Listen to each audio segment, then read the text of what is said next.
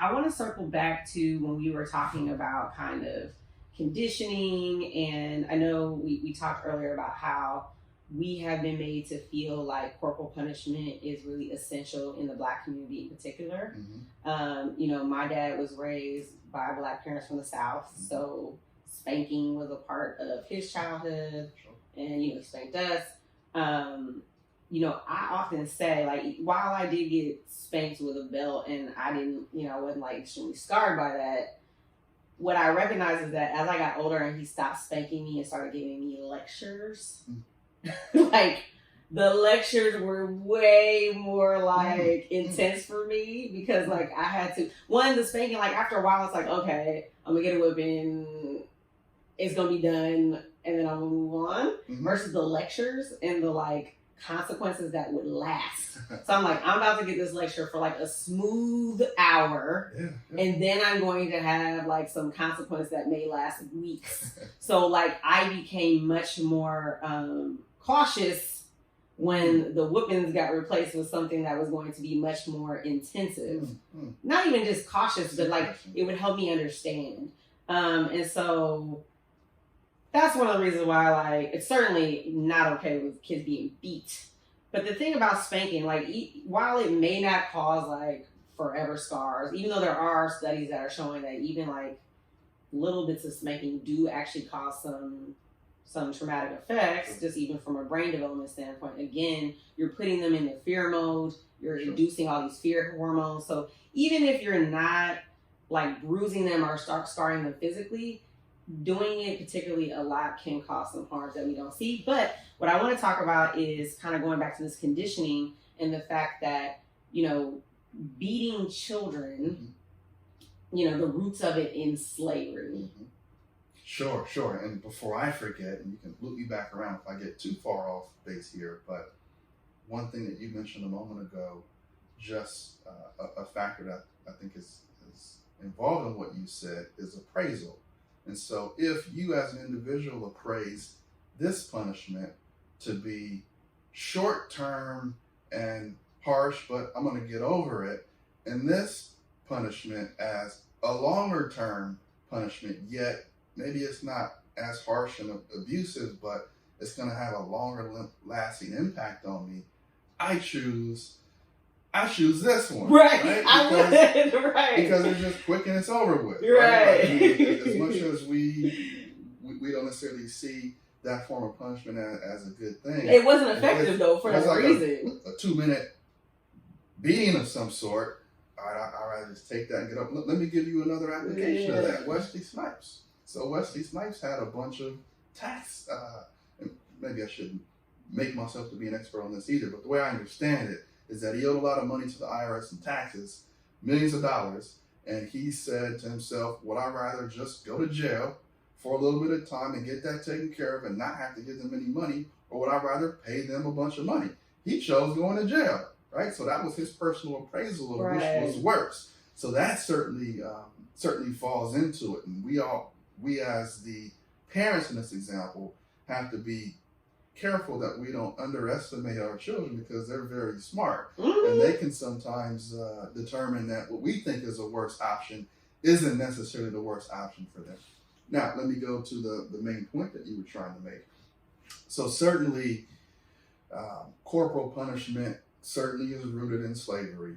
There have been many books that cover this in great detail. Just to kind of give a couple of the texts for the viewers: Breaking the Chains of Psychological Slavery by Dr. Akbar, Post-Traumatic Slave Syndrome by Dr. DeGry,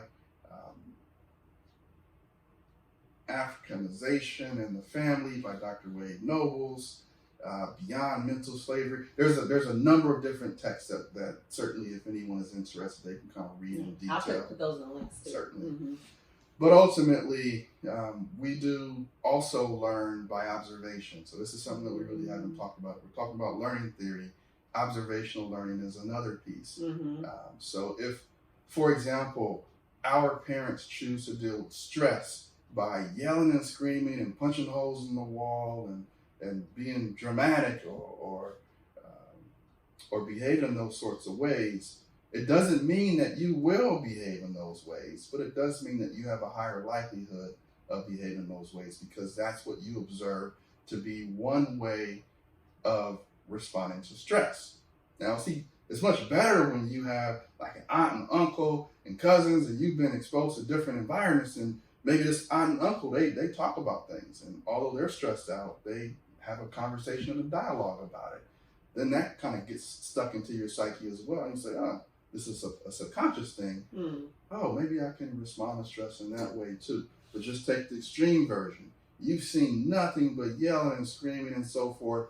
That's kind of what you know to be the case. So if we take this back to slavery, if our great-great-grandparents noticed that the slave masters, or the oppressors, as I like to say it, treated any sort of aversion with the punishment of beatings or lashings or whatnot, that is one way to address it. It doesn't mean that there aren't kind of a savvy sort of psychological ways in which they can kind of navigate through that world.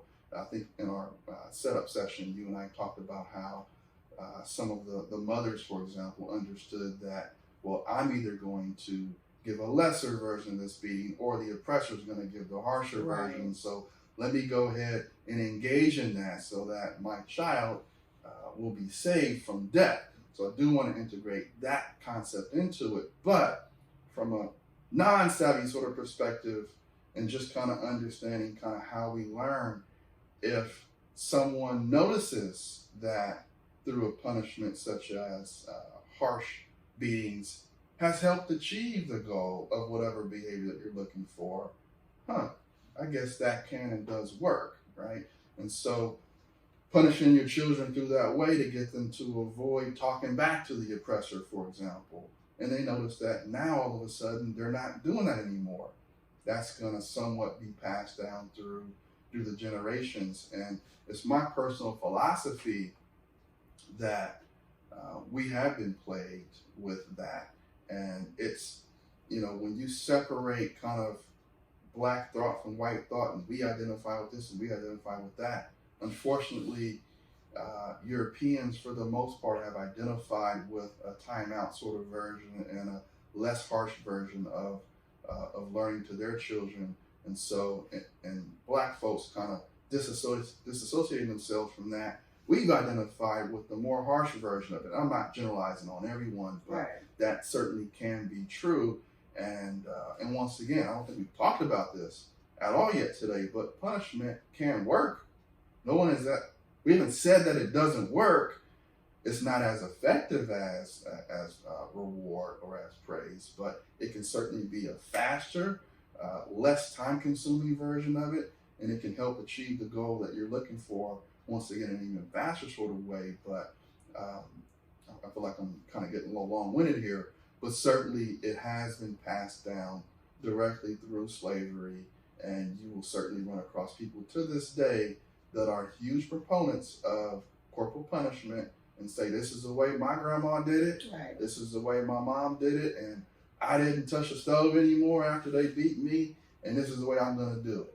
And so I'm not necessarily placing value on either way, punishment or reward, but I do think it's important for everyone to understand the likely origin of the source in which it really came. And once again, lots of the texts that we mentioned a moment ago do a much more articulate job of explaining that in a lot of detail, making people be interested in reading some of that. Yeah, no, I think that's a really thoughtful analysis, and really want to kind of highlight your point around the fact that, to be clear, for parents and caregivers, this generally is coming from a place of love and survival. Certainly. So again, to your point, if you have to choose, like, okay, either the slave master is going to lynch my child because they're out of line, or I'm going to beat this submission into them myself because I know that I'm not going to go as far as the master is going to go.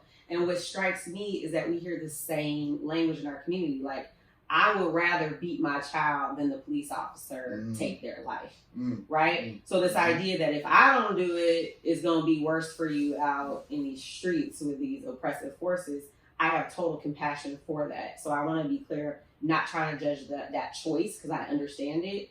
And I used to feel that way too. Like I used to say like, well, I got whippings, it's all good. But again, as I've done the research, as I have seen a shift to being more, not time out, we're not going that far on the spectrum, but more restorative and like less focused on those short-term things. Because to your point, short-term, if I snatch you up because you're about to touch the stove, that's going to work. But if I don't explain to you, if I don't take the time to have a thoughtful conversation with you, you're going to keep trying to touch the stove in other contexts. And I think that's one of the things that parents don't understand. A lot of times, I've seen this in experience, and this studies say this as well. Kids that tend to have more corporal punishment, being beaten at home or spanked at home, they'll act right at home. They have more behavior issues at school and other places. Why? Because they feel like they need an outlet. And it's like, okay, scared that I'm going to get beat at home, so I'm going to act out and do the fool over here while I can. Right? And so while parents may say like, if I get a call from a teacher, you're going to get it. But, again, it's a thing where like for some kids, and every kid is different, they're going to they're just going to be like, I'm just going to take the beating. Like, I'm going to like do what I want. And then I'm just going to get the whooping. I'm just going to take it like a G and keep pushing. They're not going to do it at home, but they're going to do it at school. So what you have to ask yourself is long term, right? How can I instead, or at least also, be having kind of more intensive intervention?